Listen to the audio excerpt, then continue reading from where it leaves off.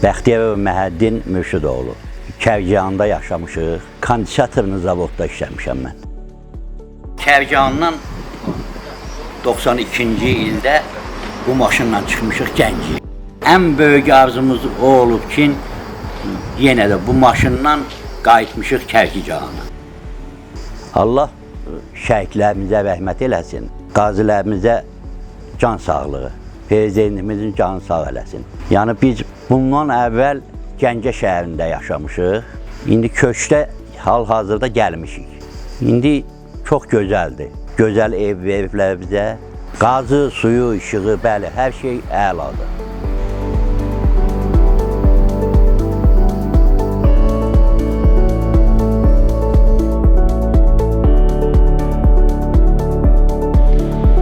Bəxtiyarova Vəfayət Əjdər qızı, Kərkican sakini.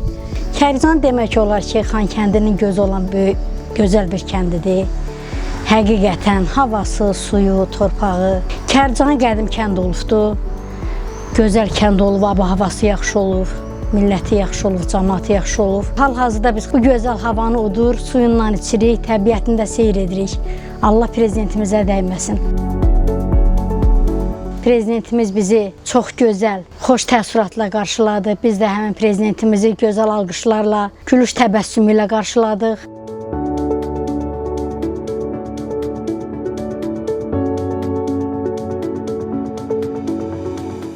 Oğlum, gəlinim, 3 nəvəm, bir də biz, baba, nənə. Mən özüm müəllimə işləyirəm.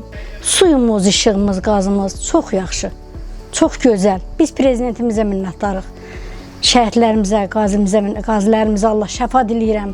Onların hər birinə can sağlığı arzularım ki, biz o deyir, gecəni yatıb səhəri bu torpaqda göz açırıq. Bu torpağın ətrini duyuruq.